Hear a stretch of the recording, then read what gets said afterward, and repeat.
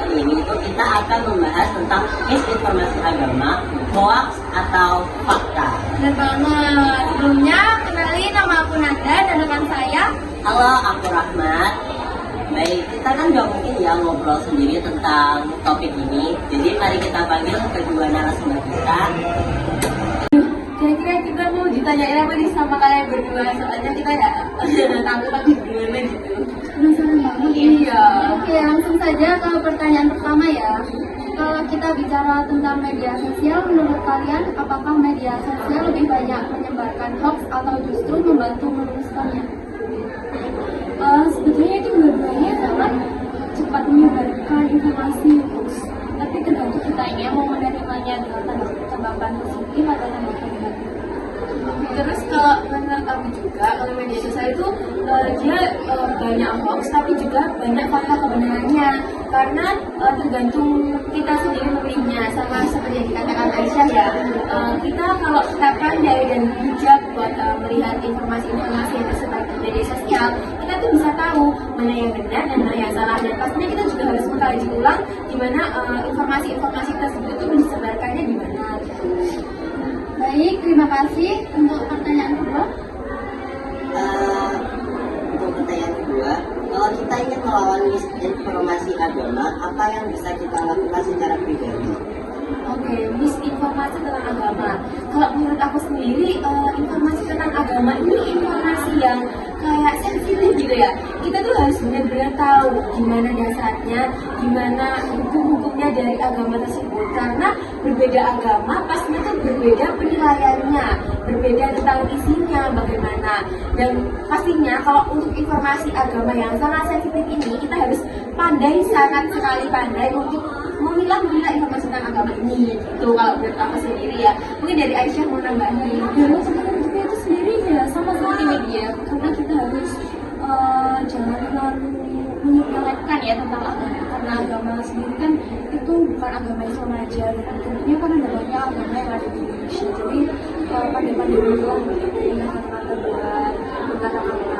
Iya, benar banget, karena agama sendiri itu sekarang menjadi gimana ya, perbincangan yang lebih dijaga kalau di publik ya, karena banyak sekali kasus-kasus yang. Langsung saja ke pertanyaan ketiga ya, menurut kalian seberapa penting sih pendidikan dalam mencegah penyebaran misinformasi agama? Oke, aku bakal jawab di pertanyaan yang ketiga. Pendidikan itu sangat-sangat penting sekali, bukan hanya dalam penyebaran agama, dalam kehidupan kita sehari-hari.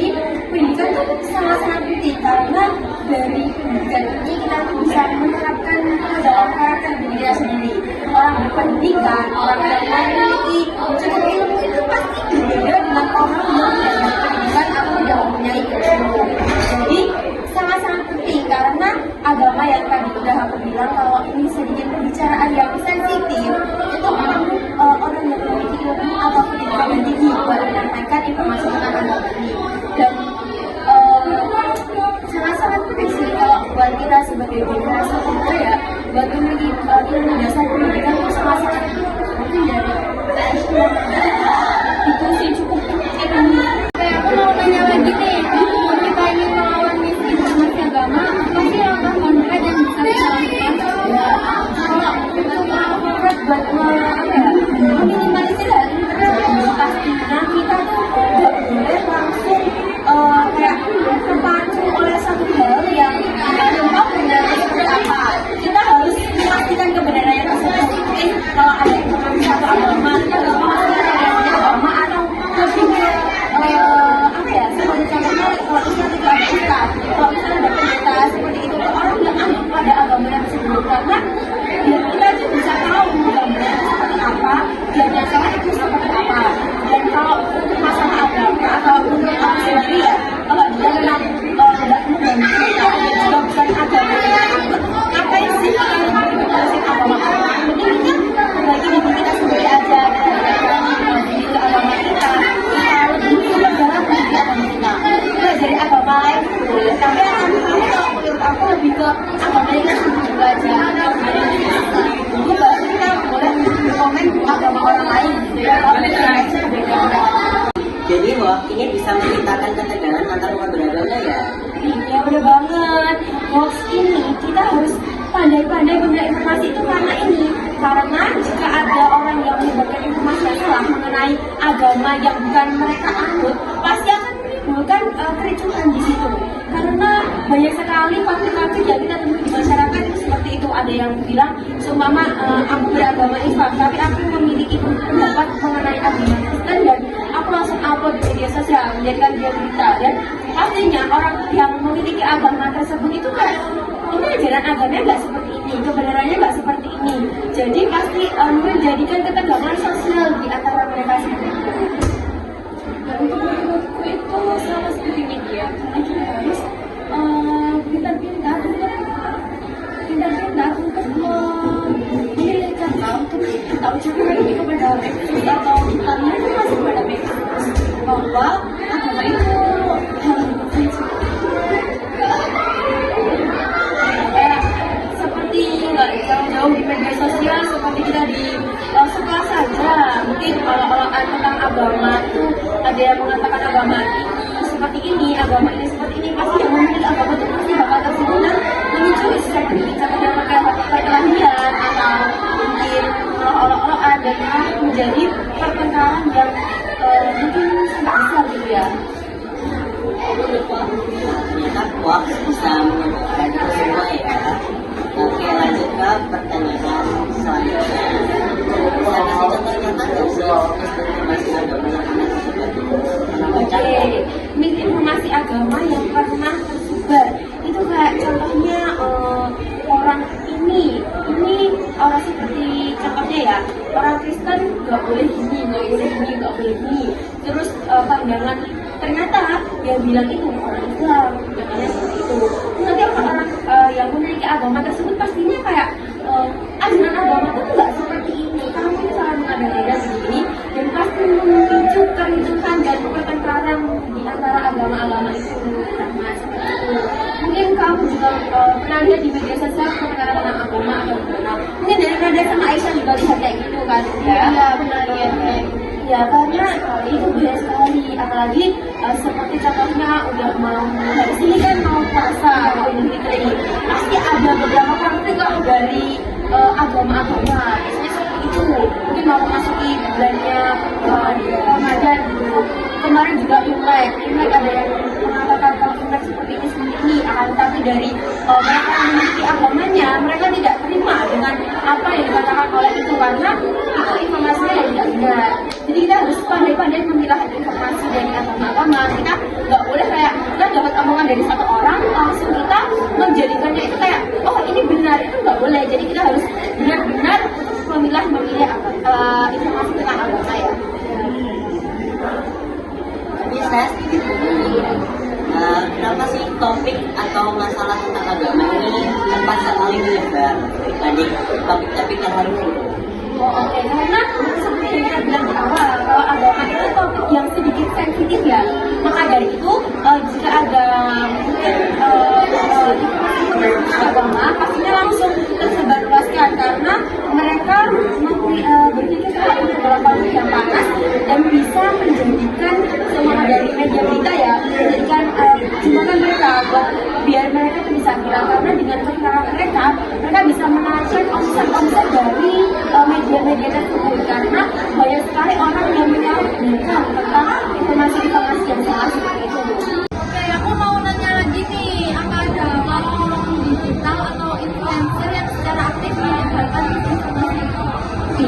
Aku kemarin itu lihat di TikTok ada beberapa influencer yang menyebarkan informasi agama yang salah ya, yang kita sebut aja ya namanya.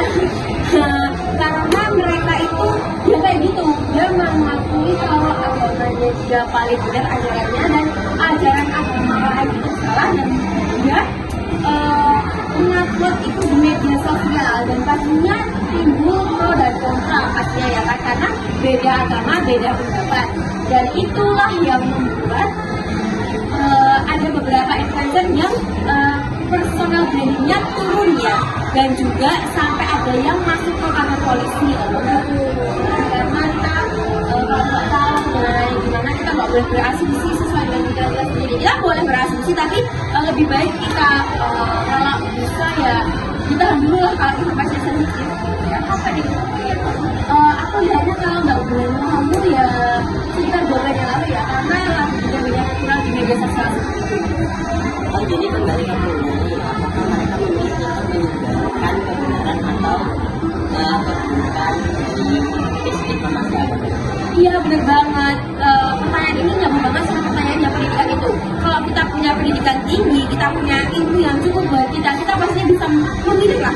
Kalau kita menyebarkan informasi yang tentang agama itu hal yang baik atau hal yang buruk, ataupun seumpama kita tahu sesuatu hal yang mungkin miss dari agama tersebut ya kita langsung upload, kita tuh pastinya pikir dulu itu yang baik mana yang buruk mana. Kita punya pendidikan itu sangat-sangat penting karena gimana ya, buat bisa memicu gimana ya, kayak jadi diri kita sendiri gitu loh.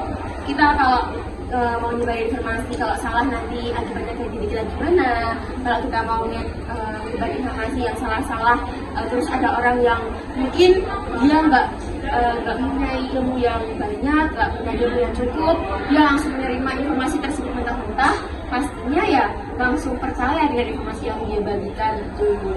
Oke, gimana sih cara bedain informasi yang valid sama yang sesat gitu? Oke, karena di sekarang ini banyak sekali media platform yang besar-besar. Yang besar-besar itu belum tentu 100% dia itu benar atau salah. Mungkin kita bisa, kalau dapat berita itu jangan langsung kita terima mentah-mentah. Kita tuh harus cari tahu dulu platform yang menyebarkan ini dari platform besar atau platform yang masih baru-baru. Terus juga kita bisa tahu ini sumbernya tuh dari mana, informasi ini dari apa sumbernya. Kita juga bisa tahu kalau dari platform besar mungkin banyak sekali mention dari reactional orang gimana. Nanti kita bisa lihat, kan di situ bisa ada fitur komen ya, mungkin kita bisa lihat di belakang dulu komennya tuh ini benar atau enggak.